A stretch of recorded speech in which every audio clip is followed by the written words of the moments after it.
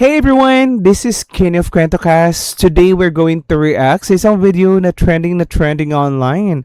Viral na viral nga itong prank video na ito. Pero medyo nakaka-intriga because may mga natuwa, may mga nainis, may mga tumawa, at mga nagalit. So let's check kung ano ba talaga ito Let's find out, ano ba? Kasi naka-caption na nga not funny at all. Let's watch it together. Ay, birthday pala. So, may candle, may cake ni Mom Shi. Becky din siya, no? Katulad ko. Ano ka nangyari? Ay! Ay! Oh my God! Nakakaloka.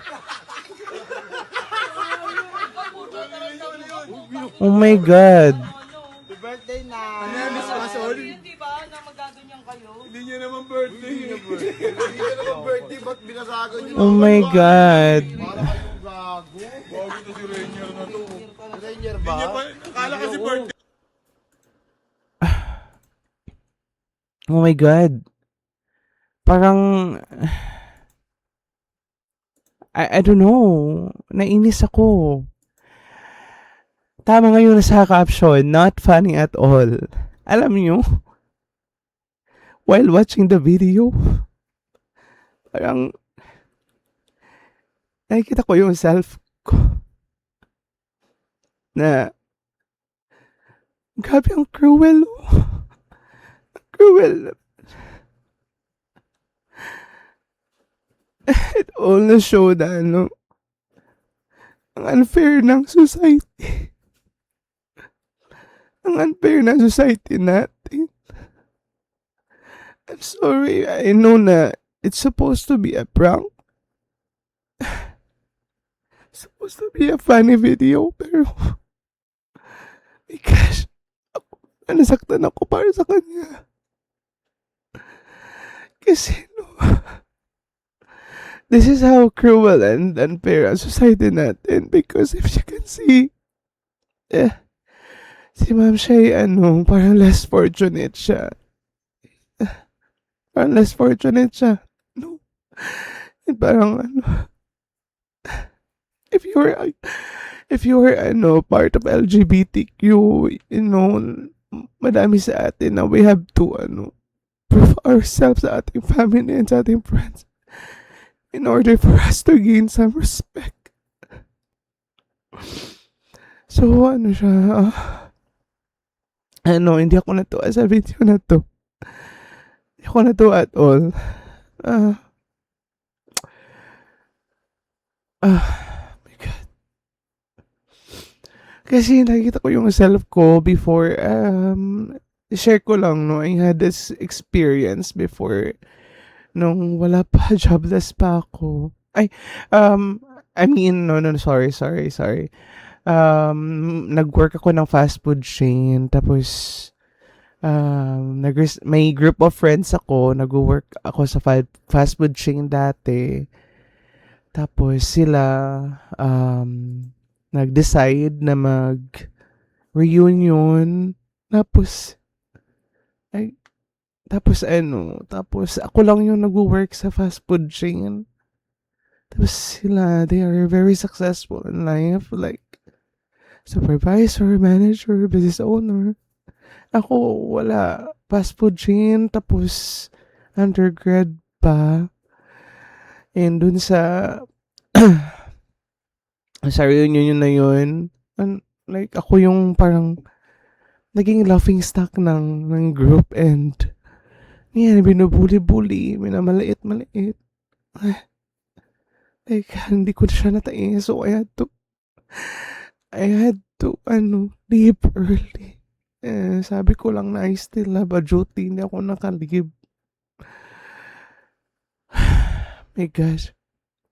And I promised to myself na I will finish my studies and makapag-work ako ng maayos in order for me to have a better life.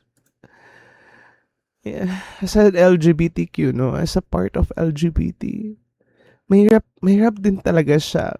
Kasi akala ng mga tao, we're just a clown. We're just a joke. Yung hanggang patawa lang tayo, ganun, di ba?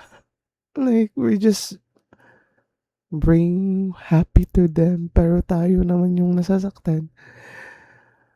Kaya ang advice ko dyan sa mga Gen Z, mga Gen Alpha, na maybe dumaan to sa FYP nyo. If you are also an LGBTQ or straight, na maybe experience bullying like this, to work hard, mag-aral kayo, and try to achieve your goals in life. I'm sorry, I really feel bad for Mom Shino. I really, as in, nasaktan ako. This is not funny at all, guys. As someone na, ganito kasi yung society natin eh. If mababa ka sa society natin, ginagawa ka nilang joke, katatawanan, ibubuli ka, mamaliitin. Instead of helping, pulling a person up para makaahon sa hirap, you are going to drag them down. Grabe ang anxiety niyan. Guys, and depression. I mean, siguro sa mga tao na yan, it's just nothing for them. Pero, if you will experience that kind of humiliation, no, it's really not a joke. So I hope that si Ma'am Shi okay lang siya, and laban lang po tayo.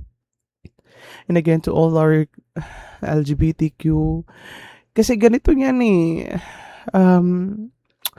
from a gay or a lesbian or LGBTQ perspective, mas doble yung kayod namin eh compared sa straight, because di ba bakla ka na tapos magiging mahirap ka pa, hindi ka na nga accepted ng parents mo at first, so you need to strive hard, to work hard to earn their respect.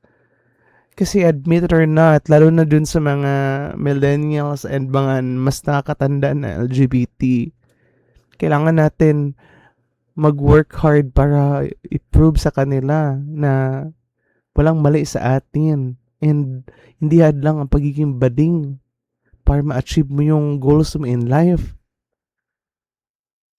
Kaya it's very heartbreaking, no, lalo na sa mga tao na they were not able to achieve their goals and naging laughing stock sila, naging experience sila ang pambubuli and humiliation. We don't deserve that. Admit it or not, may bias talaga yung most of our parents, lalo na yung mga hindi pa masyadong educated. And kahit right now, it's 2026, tolerated ng LGBTQ, but still, discrimination is still going on sa ating society, hindi lang sa Pilipinas, kahit sa ibang bansa. We are tolerated, but, the respect, pa din eh. I mean, kahit ituring nyo na lang siyang tao, guys. Mahirap ba yun? I'm so sorry na I got very emotional. I know. Ay, sabihin nyo, sensitive ba naman? Pero, medyo iyakin talaga ako. Pero, this kind of, mga ganito topics, talaga siya, nakaka-hurt siya. Lalo na pag nakita mo na it's not even funny. It's not even funny at all. It's bullying and humiliation and pang-downgrade sa kapwa mo. Porket nasa taas ka. Ganun yung napifeel ko sa video na yan. Just like what I experienced. So, I hope okay ka lang, Ma'am Shino. I hope okay ka lang. Thank you so much. Wala na akong may ibang masasabi because right now, saturate ng emotion yung ano, yung katawan ko. I can no longer talk. Thank you so much for watching, guys.